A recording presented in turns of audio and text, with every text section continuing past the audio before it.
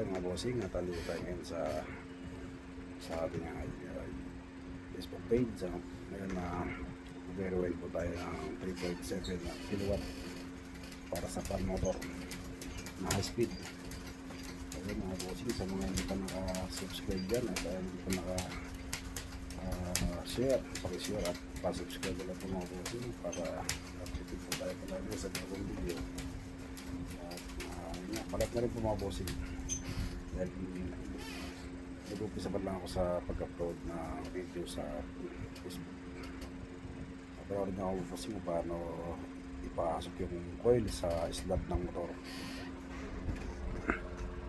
Ayan, bali 3.7 kilowatt yan. 3.7 kilowatt. Napanood na ako.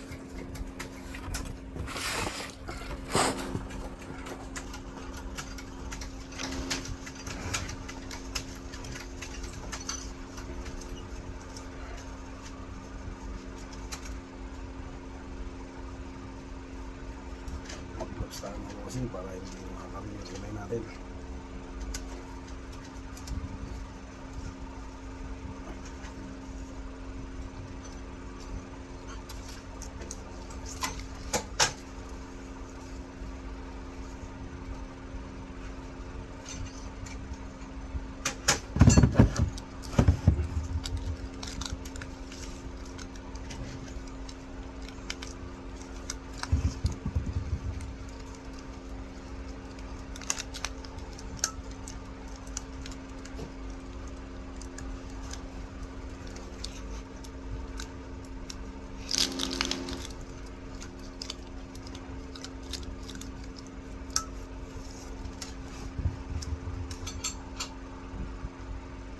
Balik na ito, kailangan tupin natin ito ng ganito mga bossing. Ito yung pinakalock niya para hindi lumabas yung coil.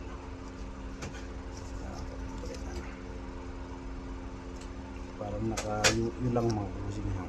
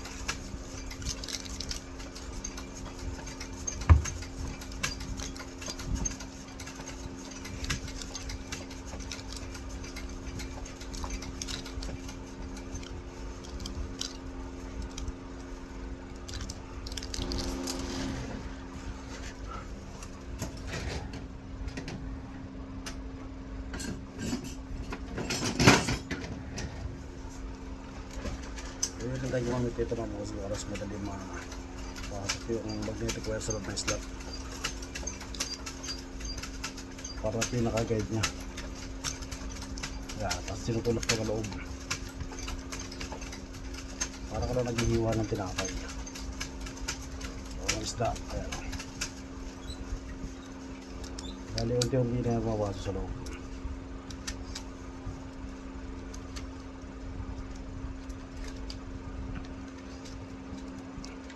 Bali 26 slot nga pala ito mga bossing.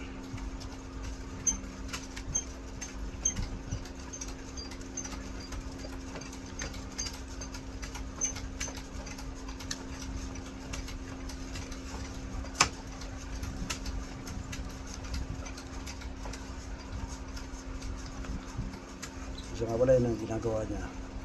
Ganitong motor din, ina-arrange niya na yung coil.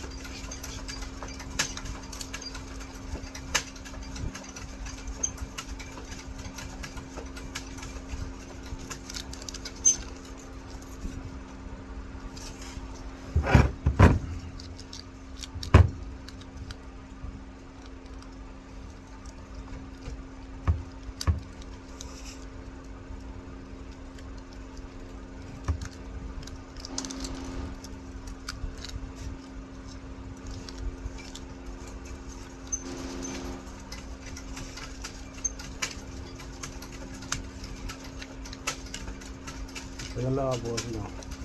Parang naghiwa-hiwa na lang yung slot niya at kung saan napapasok yung wire sa loob. Pero dandahan nila para hindi masugat yung insulation.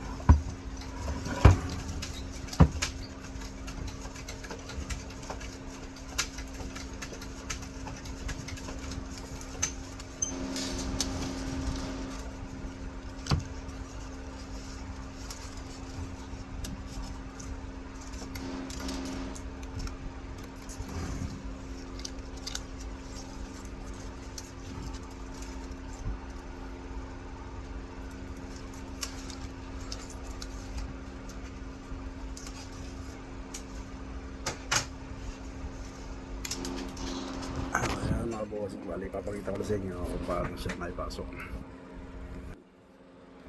Ayan. Hindi pa po naman ng mga bossing pag ano. Pero ayan, dapat to wala siyang kanto para yung insulation natin hindi masira. Ayan, dapat ganyan mga bossing. Ayan. Medyo kaganda niya ng konti para hindi kayo mahirapan sa sim kakaroon niya ngayon overlap, kaya isa pa lang maganda niya na mga bossing. Bali gumawa na rin pala ako ng mga coil niya na yan, maganda na para dito, sakto-sakto na yan dito mga bossing. At yan, sana magustuhan nyo ang gawa natin at like and subscribe na mga bossing. Kasi bago wala ako sa parang ng pag-upload ng mga video sa YouTube, sa Facebook at YouTube.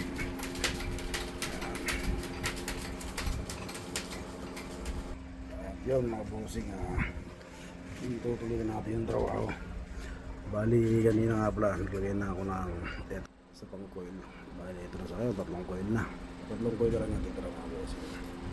At tara, panoorin niyo kung panoorin ilagay yung kahit isa pa kasi dati pa rin ang gumawa kaya ikabit ko lang itong isang coil.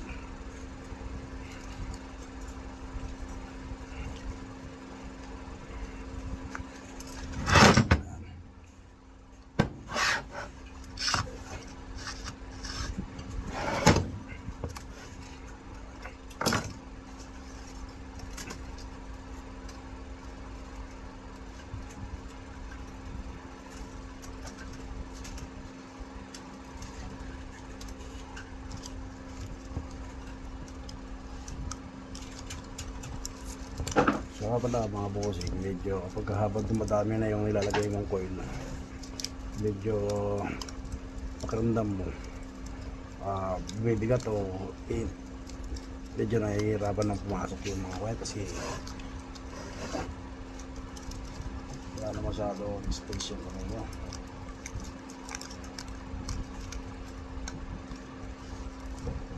Sa gusto ko lang mag-aaral ng ganito mga bossing. Training ako na ito sa Santa Ana, Manila sa may executive trade test. Meron din silang pwede ka rin mag-aaral sa kanila. Dati na nagbayad ako sa kanila, tindaan ko 3,500 mga bossing dahil ko. At what it naman mga bossing, mababait yung mga tao rin, pero matagal na yun. Sa may punta Santa Ana pa yun mga bossing. Pag ano pa ako nabalikis, pagkakaliwan sakay pa ako halos tatlo kasi naglilimin sakit ako.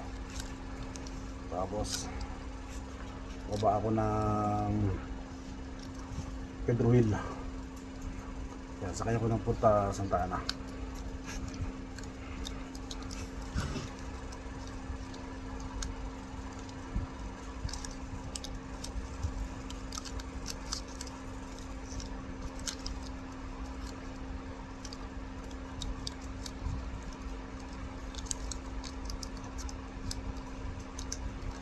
natin, tulad ng sinabi ko kanina, pag medyo ay pumasok, sundin natin itong kay stick na to. So nga pala yung mga gano'n na mag-iingat tayo palagi kasi baka makatagatan yung kamay natin o daliri, kaya mag-iingat tayo palagi.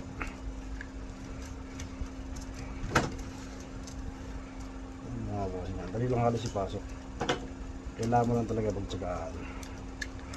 Para kami naglalaro na ito mga bossing.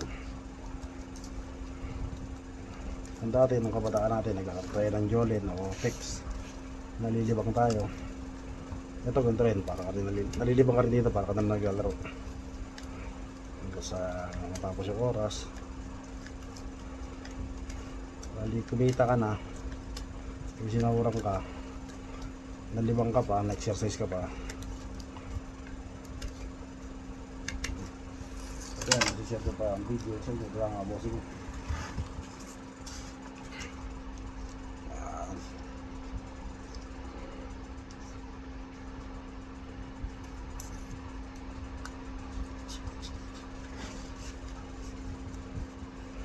Tapos na medyo pagkaganda niya ng konti ang mga bossing. Bali, yung ito lang yung ganito. Tapos sa kanya ngayon, unti-untiin na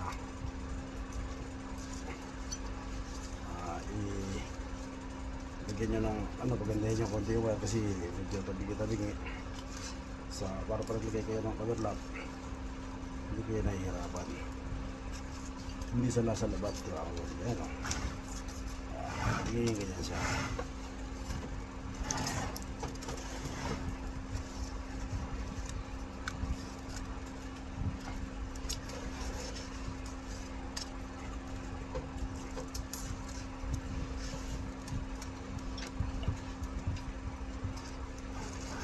At yan mga bossing ha, gusto yung oras. Ayan, tapos na yung oras mga bossing. At ganda boy sa lahat mga bossing, palike and share na lang at subscribe sa ating Facebook page. Maraming salamat sa suporta mga bossing. Magandang buhay.